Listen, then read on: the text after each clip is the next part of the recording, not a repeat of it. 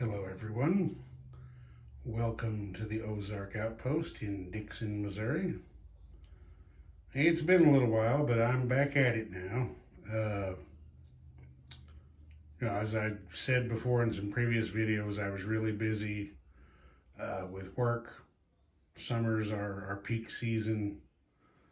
And the last game that I had going, I had to break down and put away so that we could have some home improvements done. I had to temporarily evacuate the outpost. However, I think it was worth it. Not only did I get some new carpet in here, but since I had to move everything out of this room, I went ahead and moved my wife out. And I built myself a game table that allows me to use the 4-foot by 8-foot map. So I'm liking this.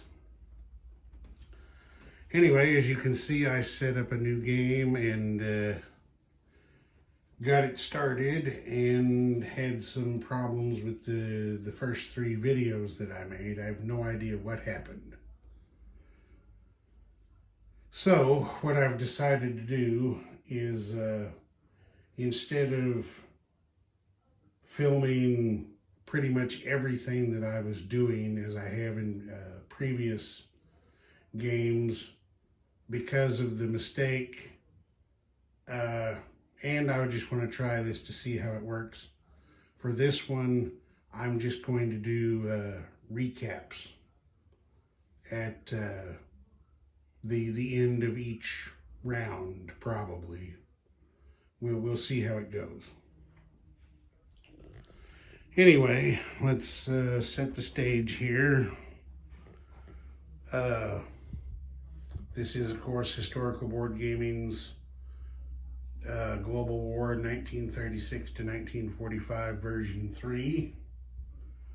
I have added some new expansions that I am playing. Let me see here real quick just to make sure I don't forget any of them. I'm playing B-29 going nuclear. I'm also playing China at War, Commanders, my own code breakers, if I can work it in there. Elite of the Soviet Union, Elite of the Third Reich, Latin America at War, Oil Wars. That one looks very interesting. I am playing the revised rules for the Spanish Civil War. I believe it's listed as the Admiral's Rules.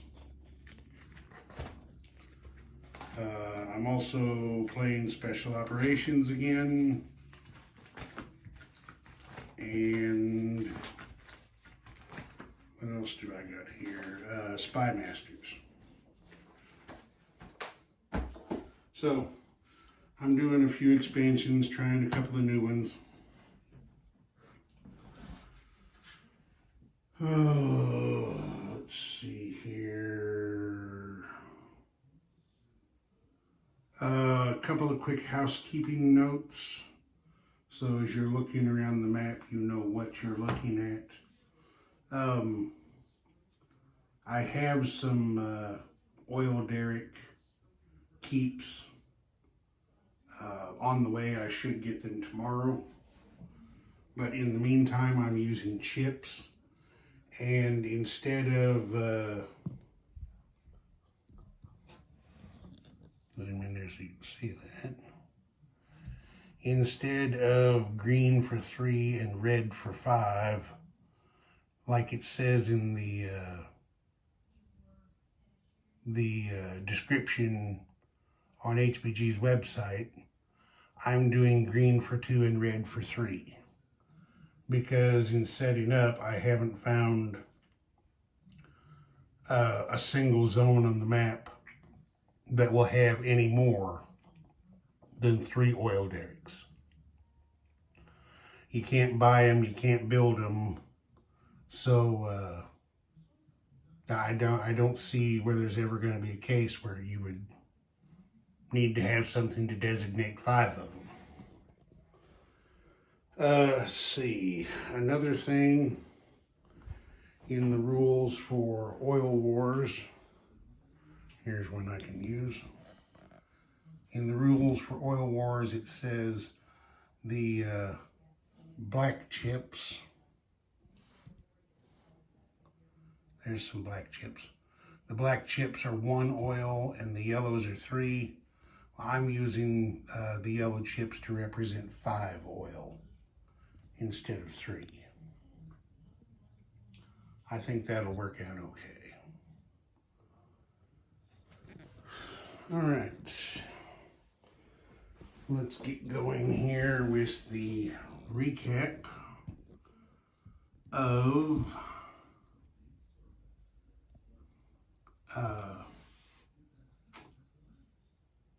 the July 1936 turn. Okay. At the beginning of a calendar turn, we have the Latin America random event, which for July 36 was an Axis coup in Paraguay.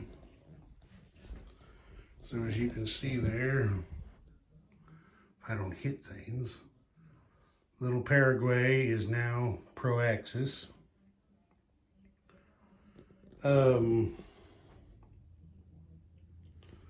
Under the new Spanish Civil War rules, at the beginning of the game, both the Nationalists and the Republicans ask their prospective supporters for direct aid. Germany agreed to provide such aid, so per the rules, they paid 4 marks to the bank and altered the nationalist setup. It didn't add any more. Well, I'll take that back. Well, no, it didn't add any more units. It just redesignated some of them. And it swapped a naval transport for German Condor Legion air transport. A couple of the units that got swapped out, their stats changed a little bit. A couple of the infantries are 3 attack and 3 defend rather than 2 and 4. The differences weren't too drastic. One of the other differences in the new rules is that Germany and the Soviets both can send a commander to their respective factions in Spain. So Germany did do that. All right, so that got things set up in Spain. Germany missed all of their tech rolls. Of course, they have they're starting with the 3 major factories, and they get their free roll for technological superiority. Missed all 4 of them.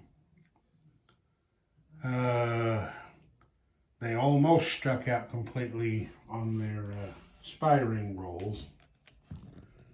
At the last second, they came through and set up a spy ring in Washington, D.C. Okay, for their build, they moved Battleship from stage 3 to stage 2. for a cost of 5. They bought a U-boat for 6, that makes 11. They lend-leased a mountain infantry to Spain for 4, which made 15. And then, of course, the 4 they spent at the beginning of the turn to establish the direct aid link to General Franco, cost them 4. And they saved 1 mark out of the 20 they started with. All right, then Germany had 1 combat move in the turn, of course. They got down there and annexed Austria. There's Austria.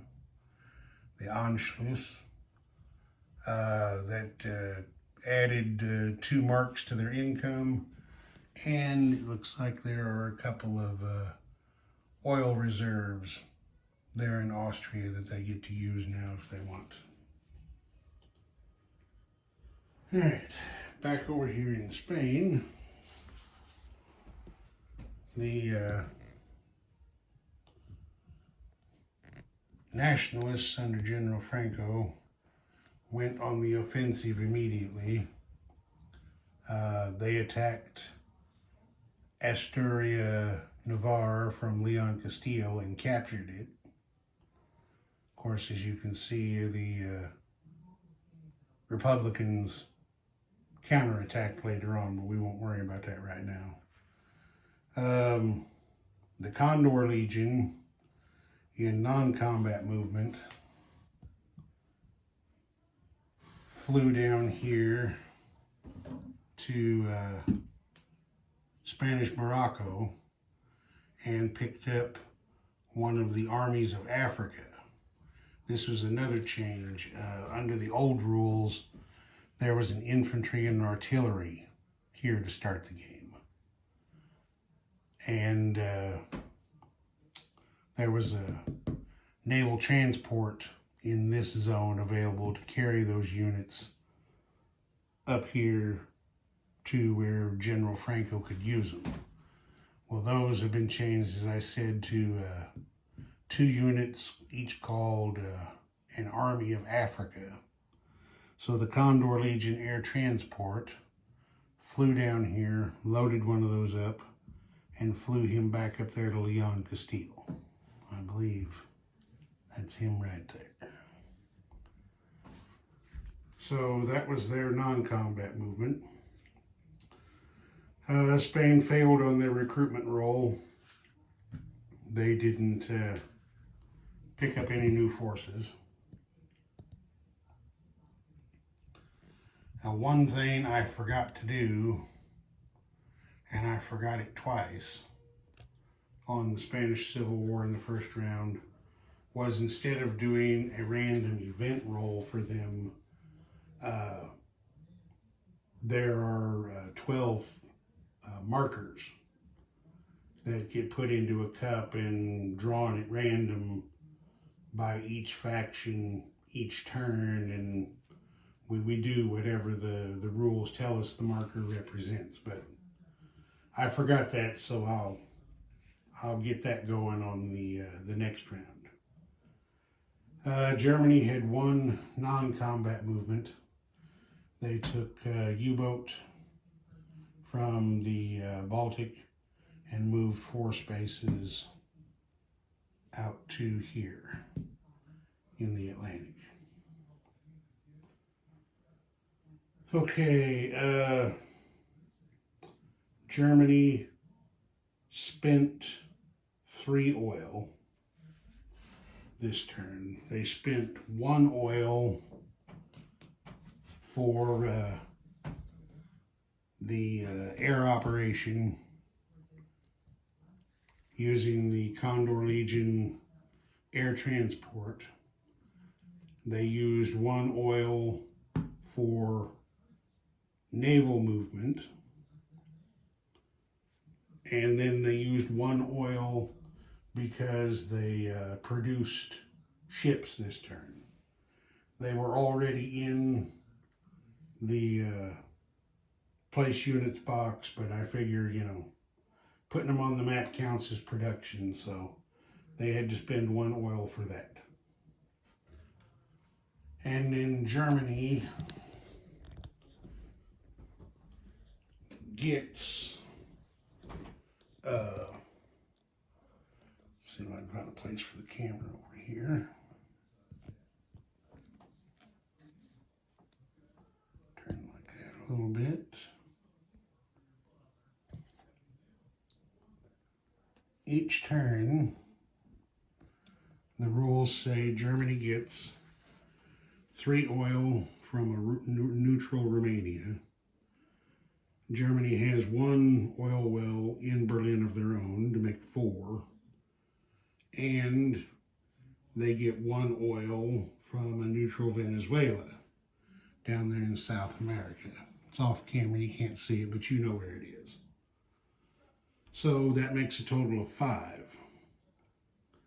The rules state that while nations are at peace, they get peace being defined as not at war with another major power, they collect half of the oil that they're due.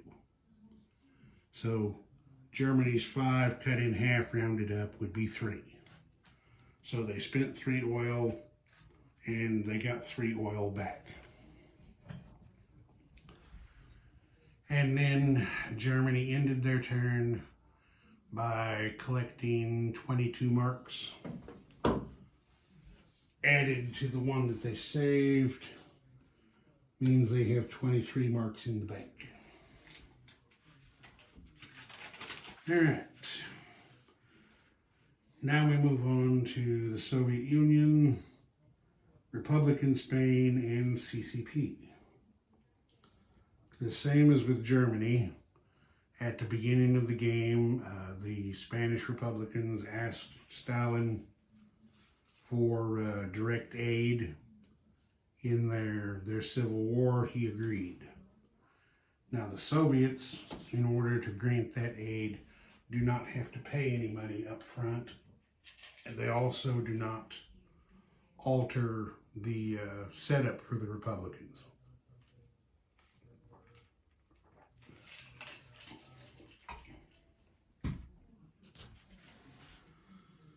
Okay, so the Soviets hit one of their tech rolls. They got stage 1 of long-range aircraft. Spin over here for a second. Try to show you. Of course, when I bought the bigger map, it came with a set of charts and player aids and so forth. So now I've got 2 tech charts. The top one, I know I'm a ways off, it's hard to see. The top one is for the Axis and Comintern. The bottom one's for the Allies. Try to keep the spaces from being so crowded up, because I mean really more than about 3 roundels overflows one of those spaces. You can make 4 work, but any more than that's kind of hectic. And then of course over there on that board I've got the IPP chart, and then there in the middle we have a photograph of the General Staff from a recent command conference. You can see they're taking care of business, preparing their countries for whatever may come. Okay, the Soviets decided to lend-lease a mountain infantry to the Republicans for a cost of 4, and they saved the other 4 rubles. They started with 8. The Soviets also tried to strike out on their spy ring rolls, but at the last second, they, well, look at that, I forgot to put him in there. There's supposed to be a spy ring there in Washington, D.C. So I will fix that and get that put in there. Soviets didn't do any combat, of course. They didn't do any non-combat. The Chi-Coms over here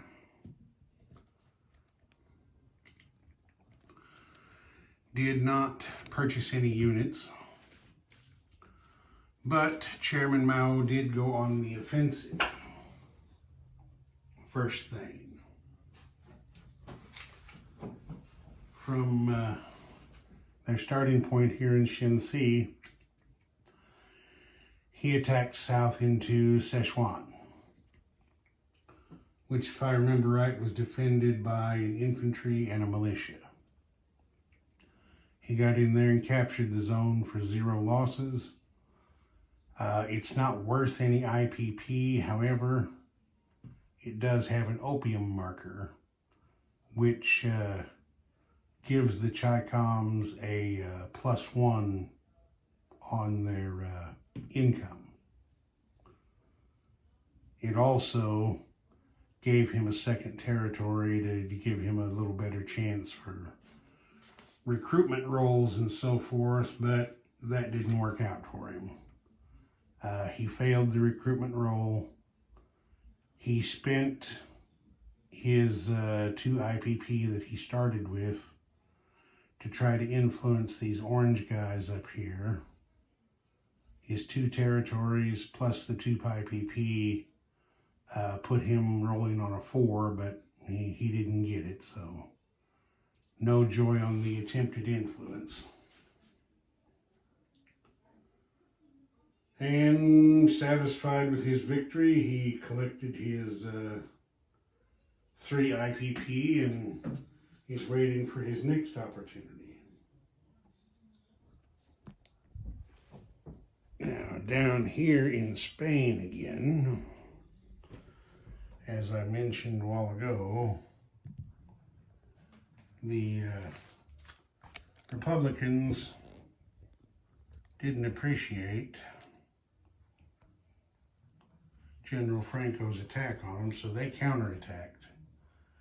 They sent their units from Madrid and an infantry from Catalonia, and they recaptured Asturias, Navarre. It cost them, their medium bomber got shot down by air superiority, and I think it cost them a couple of infantry. And then, of course, the Nationalists lost their fighter and their land units that had been in there. Then in non-combat movement, the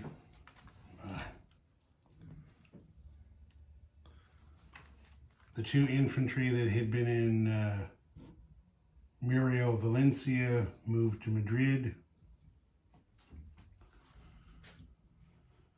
And that was that there. Their recruitment role failed, but the Russians came through. They delivered their Lend-Lease mountain infantry there. And then in the revised rules, if the Soviets decide to provide aid, there is something called Moscow Gold. What the section says is that each turn the Soviets can provide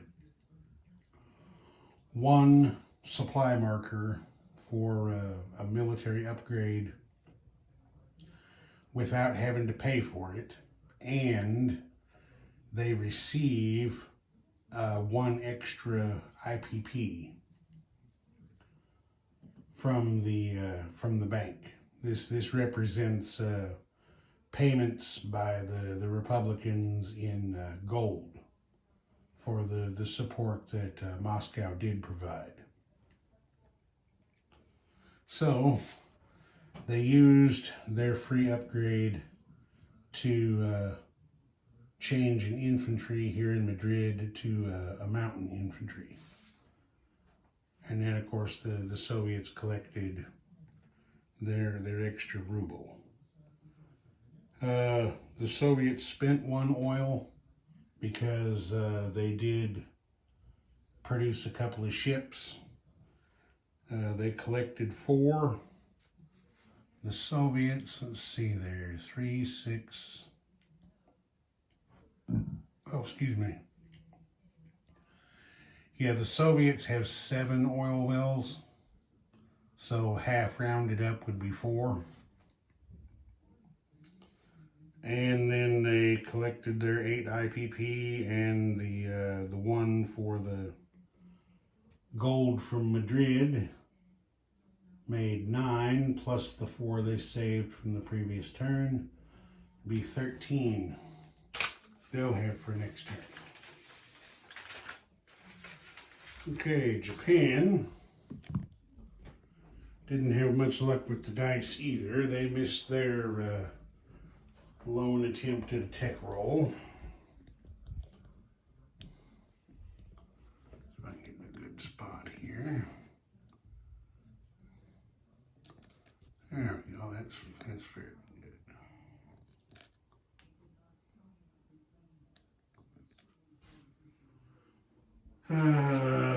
They also missed all of their spy rolls except Washington, D.C. They managed to put a spy ring in there.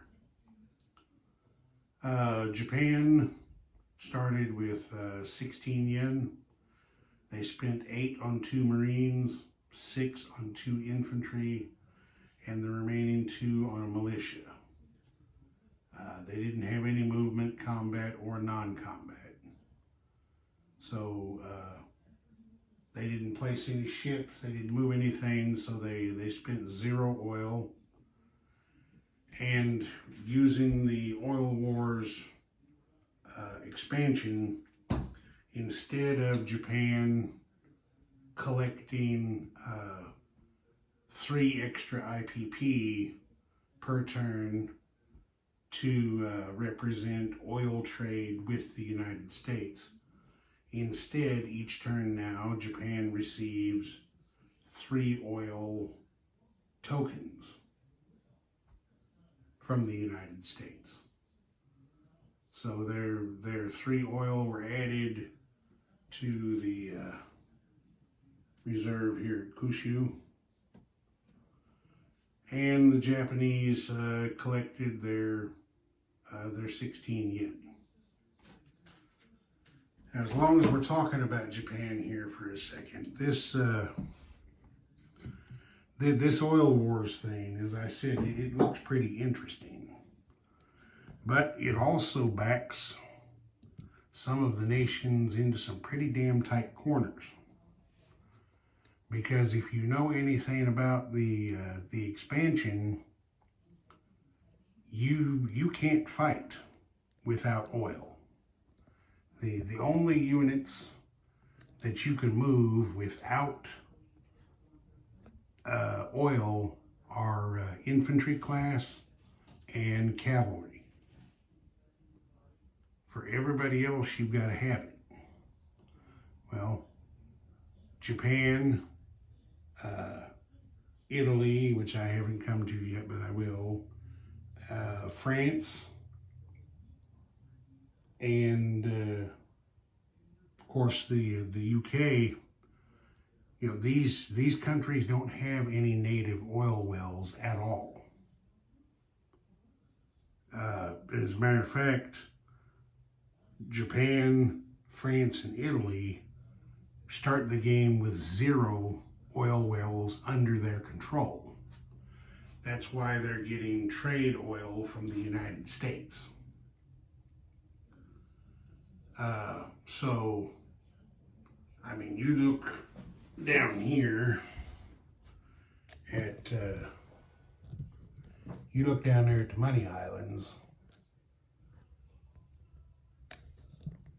I mean, Japan, using this expansion, Japan has no choice for strategy. None at all. There's only one thing they can do if they want to try to accomplish anything. They've got to get down here and capture the Indies. Because there are 3, 6, 7, there are 8 oil wells down here to be had. Plus the little bit of reserves there. China, there is 1 oil well in all of China.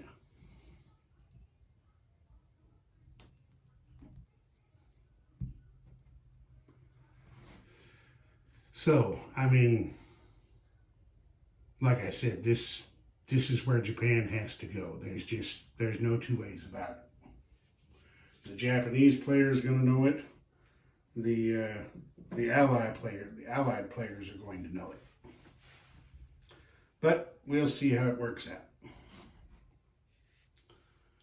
So that's it for Japan. Now we move on to the Commonwealth. Yeah.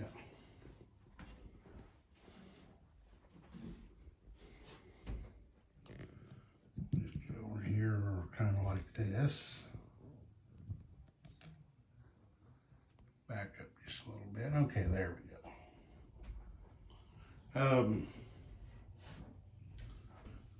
Get my notes here so I don't forget things. Okay, the British did their tech rolls. They got stage 1 of long-range aircraft.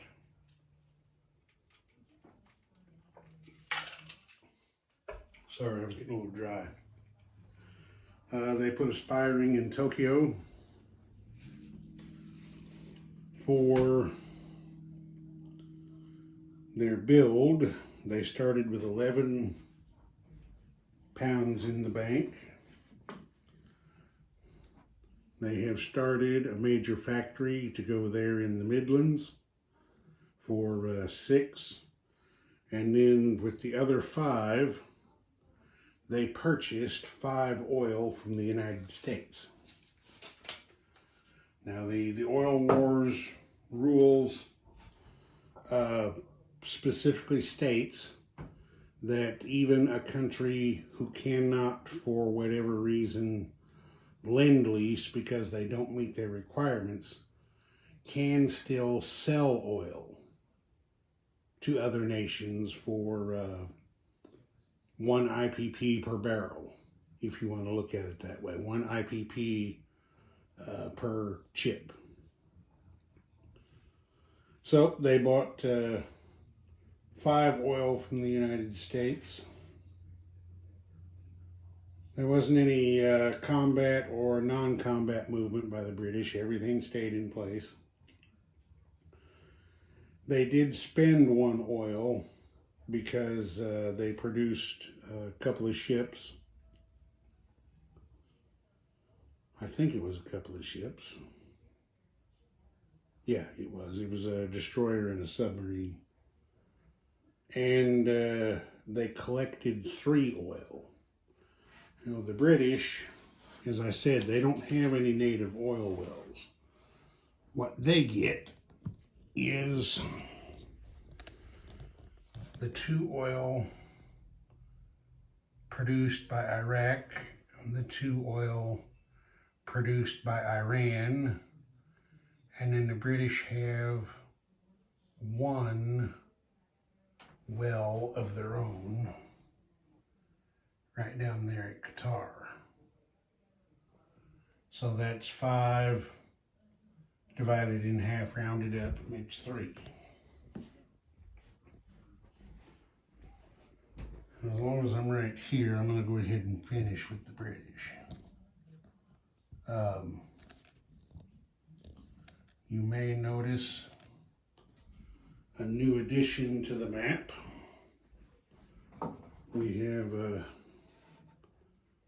an Olympic class ocean liner here. The Americans also have one on the map. What I've decided to do with these, I'm going to test it out and see how it works, is, in actuality, the passenger liners of the United States and Great Britain were converted and used as massive troop ships. So I've decided these will be able to transport 3 infantry class units in strategic naval movement only. So they will have to carry their troops from one naval facility to another. They can't land anybody on a beach anywhere. And as I said, it's strategic naval movement only. Now, excuse me. This will not count against a nation's strategic naval movement limit. As I said, I just have them right now for the UK and the United States. But any nation can build these. Nobody can have more than 2 in play at one time. And if you want to build them, they are a 4-4 is the way I'm doing it. 2 turns, 4 IPPs each turn. Okay, so the British collected their 11 pounds, and that's where they're sitting. Far East Command started with, what do they start with? 5 rupees. They didn't buy anything, they didn't move anything, so they collected another 5. They'll have 10 next turn.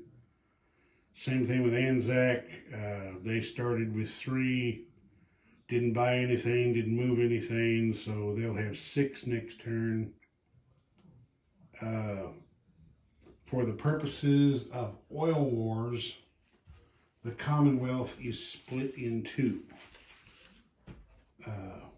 The UK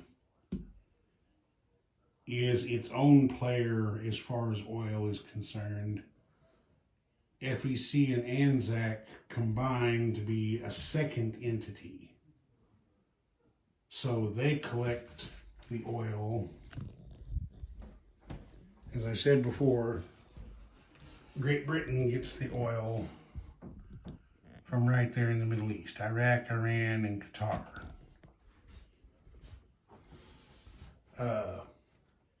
FEC and Anzac get the oil from, there is a well there in Burma, and there's another one there at Dutch New Guinea, and there is another one there at Sarawak. Wait, no. Dutch New Guinea is not going to count. They get the ones from Burma and Sarawak. So they've got 2 wells. So half is 1, which is what they collected.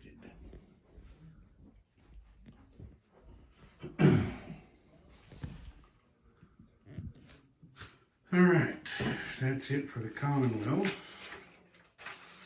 France got on the tech chart with stage 1 of wartime economy. They only got to roll for 1 and they hit it. They also established a spy ring in Moscow.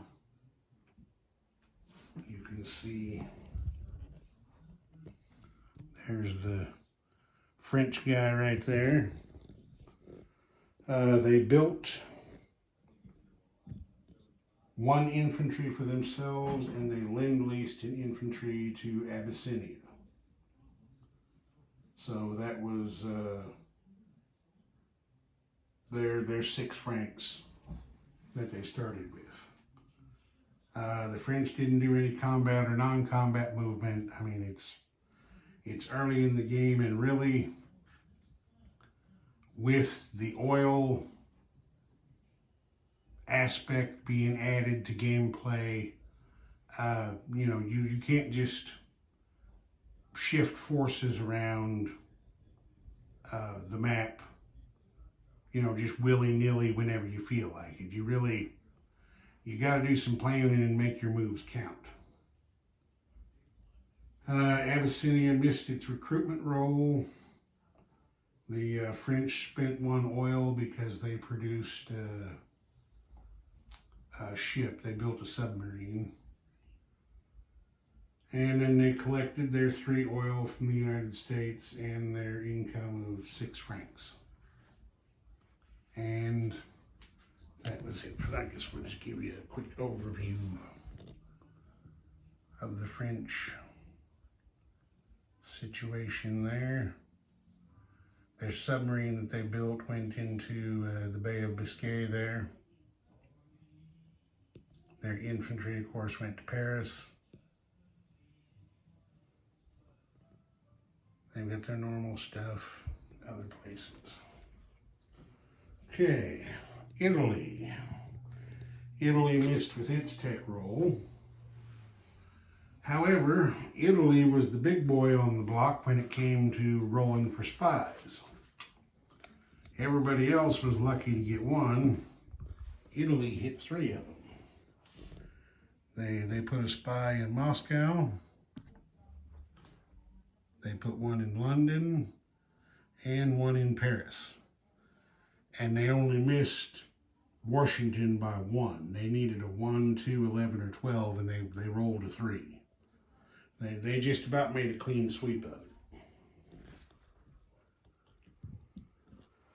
it. Italy has also agreed to provide direct aid to the nationalists in Spain. So what their agreement does is they paid 4 lira to the bank, and they mobilized 4 volunteer militia in Italy. There were, where I can see here without knocking stuff over, there were 2 here in northern Italy that they got to add to the map. And then the existing militia in Rome and Campania were converted to this volunteer militia. We'll get into how those work as the game goes on. Italy also decided to lend-lease some mountain infantry to the Republicans, so that was 4 for agreeing to provide the aid. 4 for the mountain infantry was 8, so they saved 2 out of the 10 lira they started with. Now, the Italians, thinking about oil and some other things going on in the game, decided to go on the offensive. They attacked Abyssinia with everything they had. There were 2 infantry here in Eritrea. There was an infantry and a cavalry in Italian Somaliland, and the fighter. As you can see, they got in here and captured Abyssinia at a cost of 2 infantry. Now, there's no IPP value there, of course. However, this does help Italy toward one of its victory objectives. If they control 2 land zones that they did not have when the game started, they get a victory point. Plus, they've got a couple of barrels of oil there they can make use of. And since we're also playing B-29 going nuclear, look at this right over here close by is a uranium mine in Belgian Congo. There are only 4 of these on the map. One's in the United States, one is in Canada, one is in Slovakia, and this one here. So that might become a rather valuable territory. So the Italians decided to deal with the Abyssinians now because they might want to make a move west after a while. All right, in non-combat movement, the Italians sent one of their volunteer militia to Spain. They are allowed to send 1 per turn in addition to their normal Lend-Lease. So there's the guy right there that they sent. And then the mountain infantry that they Lend-Leased. Now, something that I had not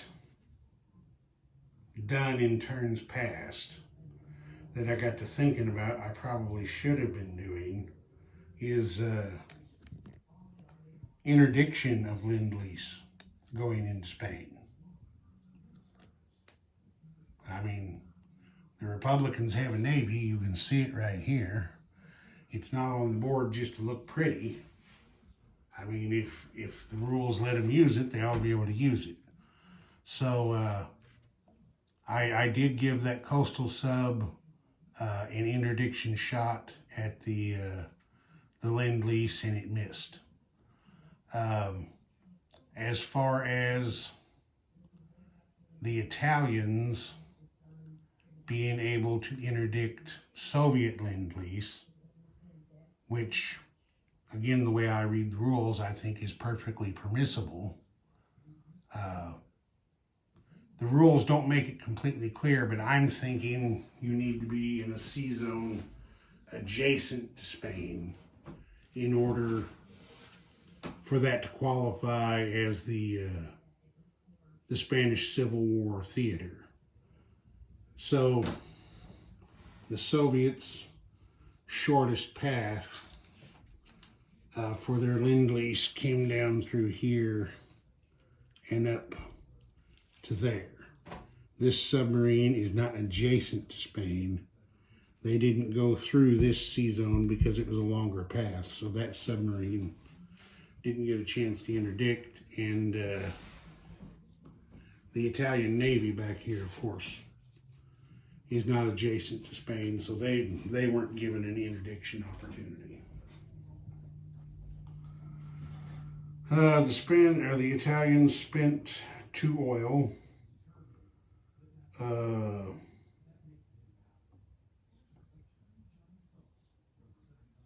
What the hell did they spend 2 oil on? Oh, their fighter down in Abyssinia was air operation. That's 1. And they produced a ship. They built this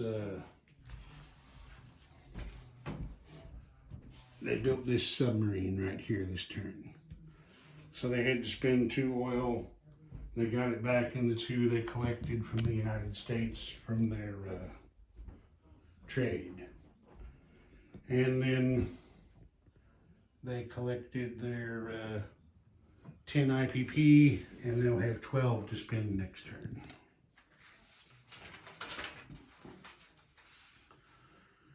All right, that brings us to the United States. The United States got stage 1 of jet fighters and stage 1 of heavy bombers on the tech chart over there. They missed all of their spy roles. I'm sure Director Hoover is going to have something to say about that. They tried to influence Venezuela down in Latin America. The reason for that, well, two reasons. One, there's 3 oil wells there in Venezuela. I'm sure Germany or the Soviets, either one, would like to get their hands on those. But if the United States could have aligned Venezuela, it would have taken them out of play. And the way I'm interpreting the rules, if the United States would have aligned Venezuela, it would not have been neutral any longer, and Germany would have lost the one oil they collect from them each turn. But it didn't work out. They missed. Better luck next time. The United States started with 6 IPP. They had a heavy cruiser at stage 2, which they spent 4 to, wait, was it 4 or 5?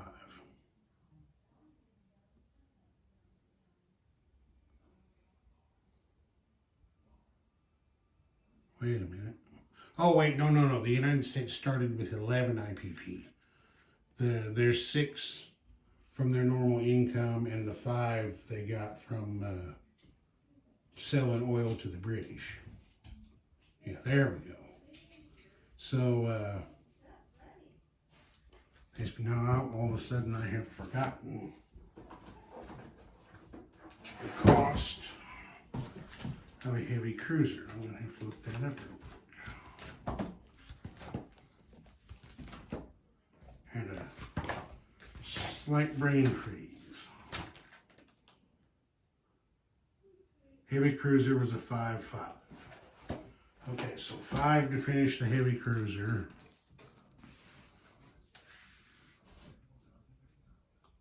The 3 that they spent to try to influence Venezuela makes 8.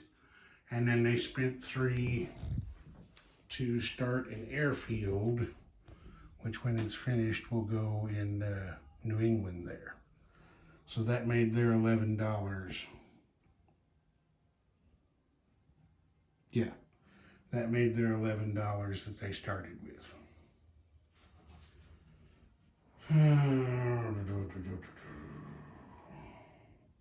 Of course, the United States didn't move anything. They didn't attack anybody.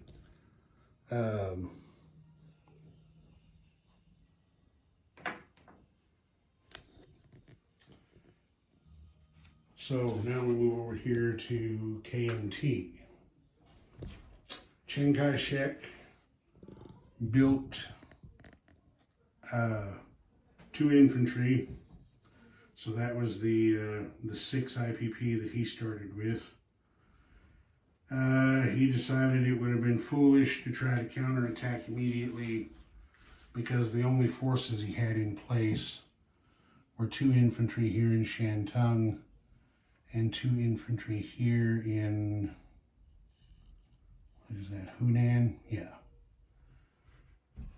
4 guys rolling on 1s because they're attacking into a mountain zone, going against 3 guys, 2 of whom, well, they've got the commander there, so 4 in reduced circumstance against 3 enhanced was no deal. So they didn't attack. Instead, they non-combat moved 4 infantry and the commander from Nanking to Shantung.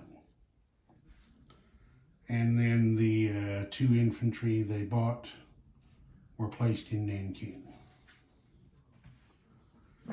The United States spent 1 oil because of the ships it produced. They finished that heavy cruiser. And they collected 6. The United States over here has Well, we got 3 down in Texas, 2 makes 5, 1 in Appalachia makes 6. And then over here in the West, we have 5 more, makes 11. Divided in half, rounded up, makes 6. So the United States collected 6 oil, and then they also replenished their sale stockpile, which is right there on their roundel. That represents the oil that goes to Japan, France, and Italy. And as the others drop out or start losing what's available to them, that stockpile will decrease. All right, I realize this video is kind of long, but when you consider my videos in the other games, we're running about 10 to 20 minutes usually per country. Yeah, I think this is quite a bit shorter. No, we'll see how it goes. Anyway, that's July 1936 in the bag. I'll play out January 37 and let you know how it goes. Ozark Outpost, over and out.